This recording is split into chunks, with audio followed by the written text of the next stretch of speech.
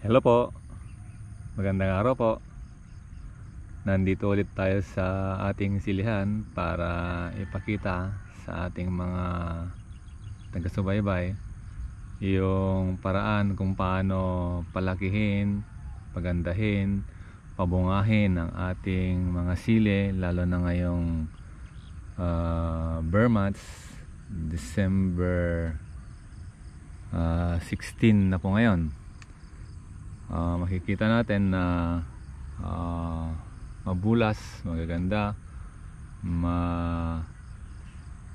malalaki itong mga dahon ng sili. Nagpapatuloy po sila sa pagsupang, pamumulaklak at pagdami ng bunga. Sa mga subscriber po natin na nagtatanong kung ano yung ating mga ginagamit, ano yung ating mga ina-apply, subaybayan nyo po at panoorin ng maigi itong ating video. Papakita po natin yung ating ginagamit na mga pang-spray para gumanda itong mga at sili natin. Medyo hirap po yung mga ibang magpaganda, magpalaki ng kanilang mga sili dahil nandito pa rin yung lapnos at tayo din tinamaan ng lapnos. Ayan, mga yan, oh. Pero mapawala na yung ating mga lapnos. Ito yung ating ito yung tinanim natin noong July, katapusan ng July. Ayan, oh, yung dating sanga, yung dating puno, ayan. Pero may mga bagong sanga na lumalaki. Ang lalaki ng kanilang mga dahon at mabulas po siya. So ipapakita ko sa inyo yung dating maliliit na mga sili. Pero ngayon ang lalaki na po, ang lalaki na po sila. Ito po. So iikot ko kayo sa aking mga silihan, sa ating silihan, at ipapakita yung development kung ano na yung nangyayari dito. Ano na yung mga mga nagbago. Ito pinapatabigan natin weekly. Madamo nga lang pero pinapadamo ko na yung mga iba dito. Hindi muna ako gumagamit ng glyphosate, yung pamatay damo. Alis ko muna ng manually. Pero ito dinidiligan namin ng every 2 weeks ng Yaramila at Urea. So kung tatanungin nyo po kung magkano ang presyo ng sili ngayon, napakamura po ng sili ngayon. Siguro walang mabili o walang nagbebenta kasi alam nyo naman na nasira sa bagyo at huminto sa pamumulaklak, huminto sa pamumunga yung mga sili. Ito yung ating mga sili, oh. Talagang grabe yung ating mga ginagamit na foliar. So mamaya i-share ko sa inyo ang presyo pala ng sili ngayon. Yung farm gate price ng sili ngayon sa market ay ngayon po ay December 16. Tinanong ko kahapon sa aking buyer kung ano yung presyo ng sili. At alam niyo ba kung magkano ang presyo? So siguro alam niyo na kung magkano yung presyo yung mga iba. Pero yung mga nagtatanong kung ilan ang presyo ng sili, ito yung mga sili natin, oh. Ang lalaki ng bulaklak ng dahon niya. Siguradong ang lalaki rin ng mga bunga nito. January ito talagang pipitas ako ng marami. Ang presyo po ng sili ngayon,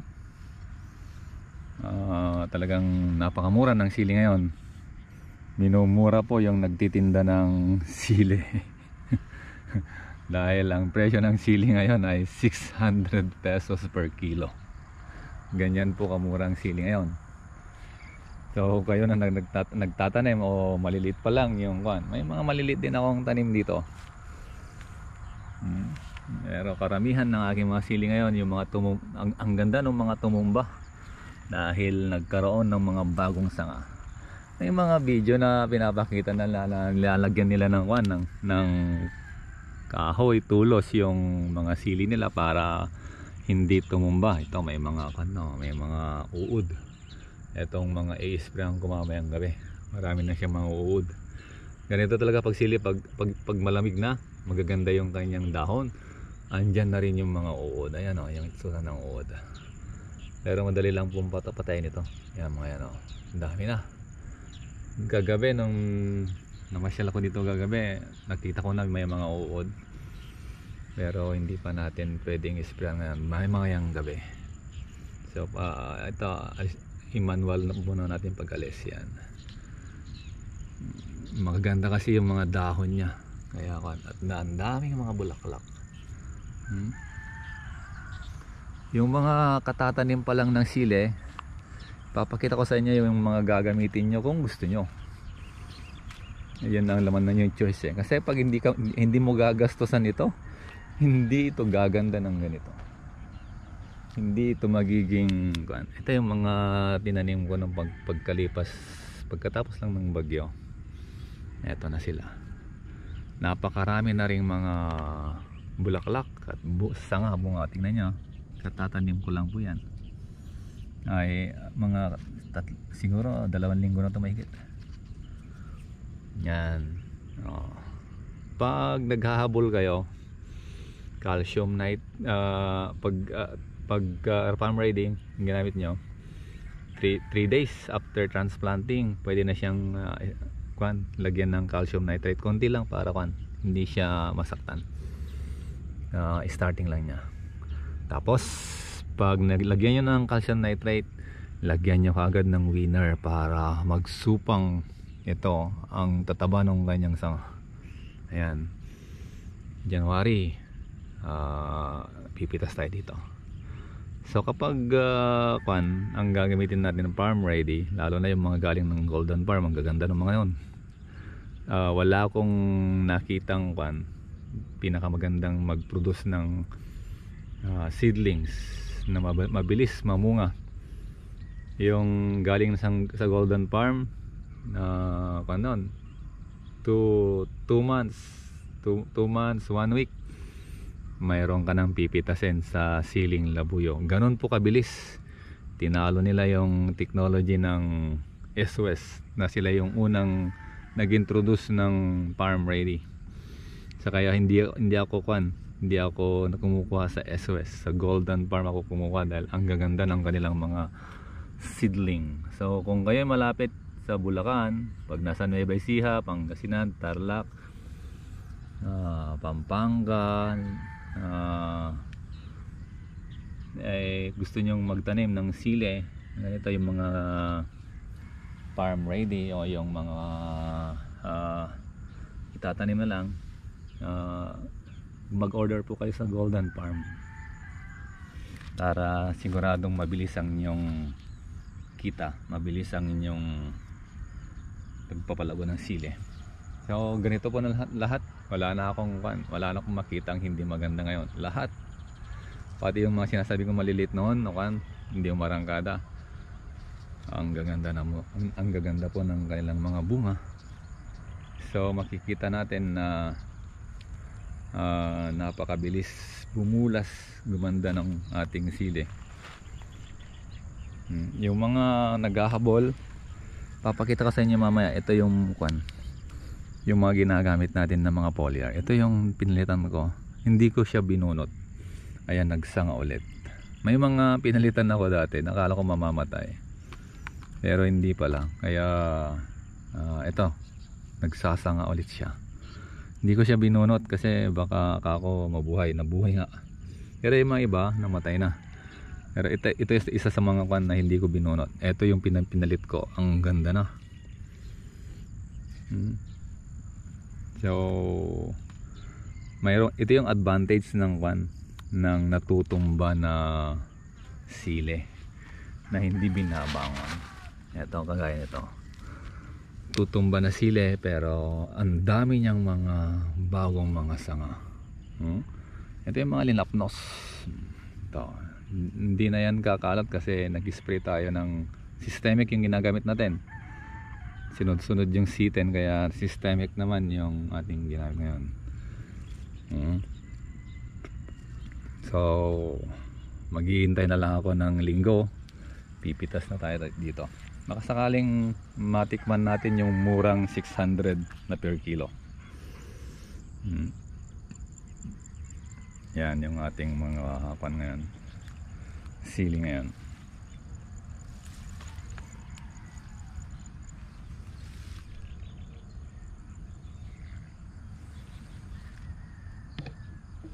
Ito halos lahat ganyan. Nag-iba ko ng process. Ito yung mga may mga lapnos, tinamaan ng lapnos, pero hindi lahat. Mayroon man na mga bago. Hindi na kasi kumalat yung matapos siyang ma-sprayan ng C10, hindi na siya kumalat. Ang lalaki ng kanyang mga bunga.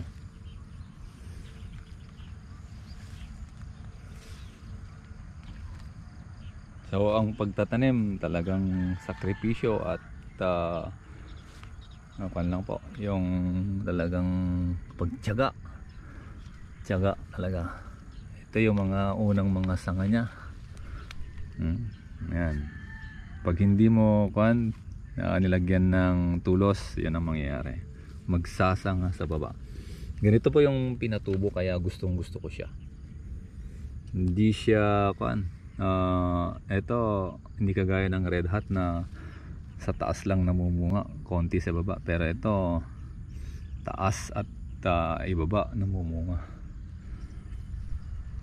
Yan ang kagandahan ng pinatubo.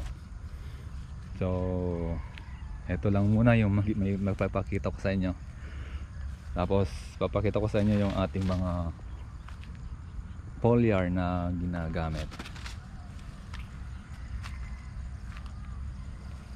para gumanda naman ang inyong kung gusto nyo bumili. Available po ito lahat sa ating Lazada store. Kung gusto nyo gumanda, kung gusto nyo kumita ng malaki, dapat mag-invest din kayo ng malaki. Hindi pwede yung konti-konti lang, kasi pag konti-konti lang hindi rin gaganda yung mga sili, hindi rin bubunga ng marami. So dapat mag-invest din kayo. Malaki nga lang ang investment sa sili, kaya lang sa presyo ngayon, sino bang hindi gustong mag-invest sa sili sa presyo ngayon? Okay, so ipapakita natin sa inyo yung mga ginagamit natin sa ating mga sili. Available po sa ating Lazada store itong Simas. Ito yung nagpapaganda ng lupa. Ito yung microorganism, or ito yung pang-spray sa lupa para bumalik yung dating sigla ng lupa, maging mataba ulit yung lupa. Kasi sa paglalagay natin ng abono, namamatay yung mga microorganism niya. Sa pag-spray natin ng iba't ibang chemical, namamatay yung microorganism niya. Pag nag-spray tayo ng ganito, ito yung na deactivated microorganism. Pag inilagay natin sa tubig na 20, ito pang 20 liters na tubig, lalagyan natin ng 2 cup na asukal, tapos in 1 week, or sabi nito, make Phylor Simas concentrate 20 liters plastic container, put all the contents of 1 Phylor Simas into 20 liters plastic. Yung ginagamit nating lalagyan ng tubig, yung 20 liters na blue na container, pwede po yon. Lagay po doon ito, tapos lagyan ng 2 cup na sugar or molasses, punuin yung tubig, pero dapat hindi yung galing sa faucet, kasi hindi pwedeng chlorinated yung tubig. Dapat walang chlorine yon para hindi mamatay yung microorganism na dala nito. So mix the content and put a back container cap. Huwag siya masyadong takpan ng kwan. Set aside and shade place 2 araw lang pala. Use Pelor Simas concentrate within 10 days. So mahigit 1 linggo bago to pwedeng pang spray. Binubulok po nito yung mga sanga o yung mga pwedeng maging organic fertilizer sa inyong lupa, no? Ginagamit ko rin po ito na deodorizer pag mabaho ang iyong kanal, mabaho ang, halimbawa may mga pigiri kayo, may mga manukan kayo, mabaho, isprehan nyo lang po ng ganito. Ginagamit din to para bulukin yung mga sanga na gusto nyong maging pataba.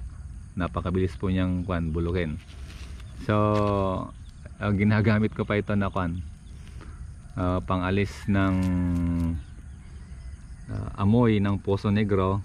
Nakakatulong din to para tunawin yung mga ipot natin. So ang ilalagay natin na timpla pag gagamitin natin pang spray, pang paganda ng lupa, no? Lagyan natin ng 1.5 litro na Simas concentrate sa 16 liters knapsack. Pero pwedeng 2 litro ang ilagay natin sa 16 liters na knapsack, tapos punuin ng tubig. So ang gagawin natin is 6 to 12 knapsack loads every over 1 hectare of irrigated rice. Ito yung halimbawa bago kayo magtanim ng palay, bago kayo magtanim ng mais, o bago kayo magtanim ng mga gulay, ito po yung ina-spray, no? So ginagawa niyang organic fertilizer, yung mga pwedeng bulukin sa tubig. So ito pa pwede pang spray 12 to 14 knapsack load per hectare sa pispan para gumanda yung quality ng water, magpatubo siya ng mga algae na kakainin ng mga isda. So napakaganda po nitong Simas. So mix sa ulit sa yung concentrate na Simas kasi ang tawag nila dito. Gawin na natin 2 litro para mas malakas. Concentrate and water with 40 kilograms chicken peg. Ito yung gagawa ka na ng organic fertilizer. So napakaganda, ito ginagamit ko dito, kaya napakaraming mga bulati po dito. Napaka bulas ng halaman at maganda yung kanilang mga tubo. So una, ito yung mga ginagamit para maging maganda yung lupa natin pagtatanan. Then next, pag tayo po nagtanim ng itong sili, ito pag immediately after transplanting, pwede pong idilig sa seedlings na nakatray bago itanim, or pwede rin siyang i-spray pagkalipat tanim. Ito yung ito yung hanapin ninyo, yung 400 concentrate rapid effect formula. Napakabilis po nitong, ito yung tumutulong sa halaman para magkaroon ng ugat, mabilis siyang lumaki, at malakas yung halaman. Hindi mabilis siyang lumaki, mabilis siyang tumubo. Pag ginagamit din ito sa mga seeds para mabilis mag-germinate yung seed.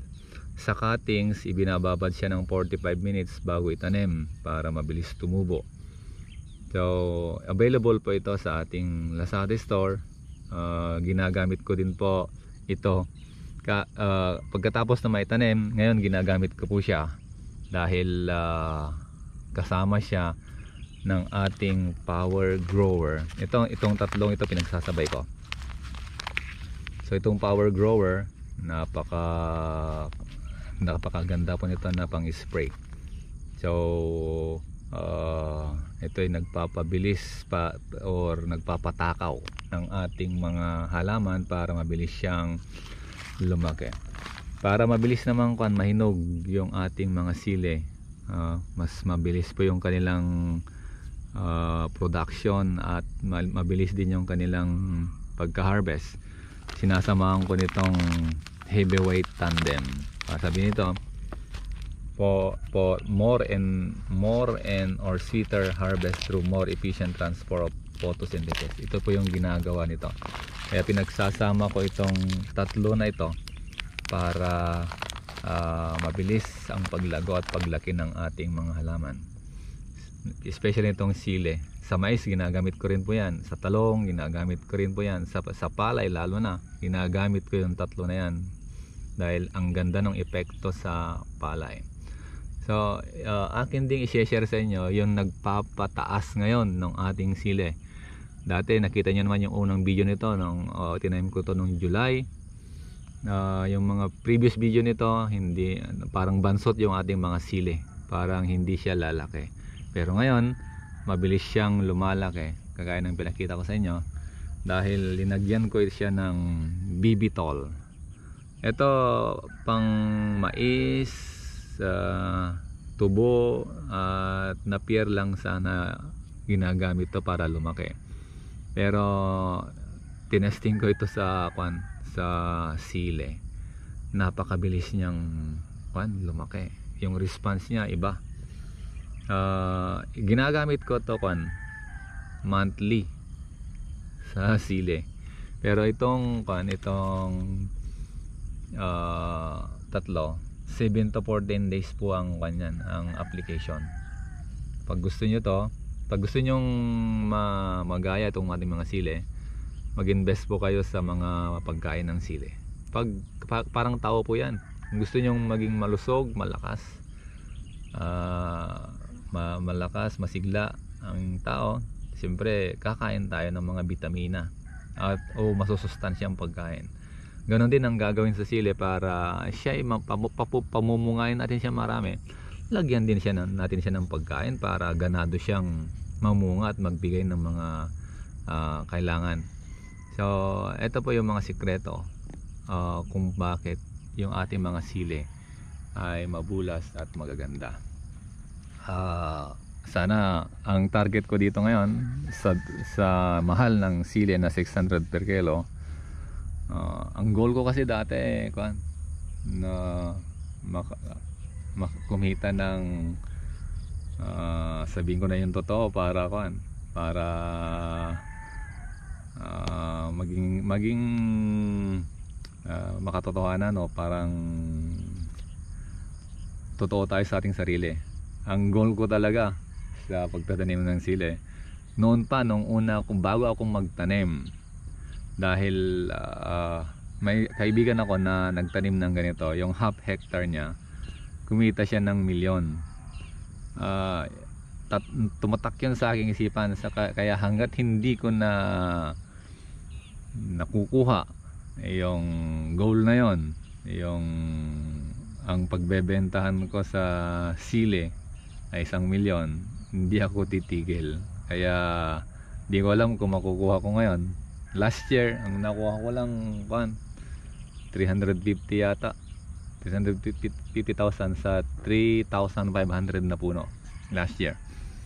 Pero hindi ko alam kung ito na yung pagkakataon para ma-reach ko yung aking goal na kumita ng 1M sa aking silihan. Ito ay 1/4 hectare, mahigit 4,000 na puno ito. So patuloy kong pinupurso na sana kumita ako ng 1 milyon. Siguro pag kumita ako ng 1 milyon, hindi ako titigil pa sa pagsisili. Lalo kung pagagandahin na pag-iiba yun yung research para ma-share ko sa inyo. Gusto ko ding kumita kayo. Hindi ako hindi ako nagmamalaki, hindi ako nagpapasikat, hindi ko pinagmamayabang ito sa inyo. Alam ko may ambition din kayo, kaya sinishare ko ito, yung mga technique, yung mga procedure natin, yung mga ginagawa natin. Share ko sa inyo para parehas tayong umunlad. Sino bang ayaw umasenso? Sino bang ayaw kumita? Alam ko na kayong mga nanonood, parang gusto nyo rin yung aking ginagawa. Parang hindi naman siguro, sabihin natin may mga nanonood na medyo naiinggit, lalo na yung mga basher natin, naiinggit kung ano yung sinasabi. Pero nakikita ko yung mga comments nila. So patuloy po natin pagibayuhin, pagandahin yung ating pagtatanim. Sabi ko nga, mag-invest tayo. Sisimula pa lang maghanda na tayo ng mga pagkain ng mga dapat ilalagay. So sa akin dito, nakita nyo, the first 3 to 4 months, June, July, August, sana dito pitas ko noon September. Kasi nagtanim ako ng July, katapusan ng July, August, September, October sana, first week talagang tumitira na sa akin dito, pero wala pa akong kinitang dito. Wala pa yatang 50,000 na napagbentahan ko dito, konti pa lang. So akala ko nung una malulugi ako dito, pero naabutan natin yung mataas na presyo at gumanda yung ating mga sili. Pero okay na rin sa akin na mapantayan ko lang yung inani ko last year na 300 plus, nasa kulang-kulang na 1/4 hectare. Ito 1/4 hectare, at mas marami ito ngayon. Kahit papantayan ko man lang yung inani ko last year, masaya na ako dito. Pero ang target goal ko 1M. Ganon din po sana sa inyo. Mag-set kayo ng goal, tapos abutin po natin yan. So maraming salamat sa inyong panonood. Meron din tayong sponsor ngayon, yung Usana. Yan ang tinetake ko araw-araw para dagdag lakas. Parang itong sili, kung dinadagdagan ko siya ng mga vitamina at micronutrients para gumanda.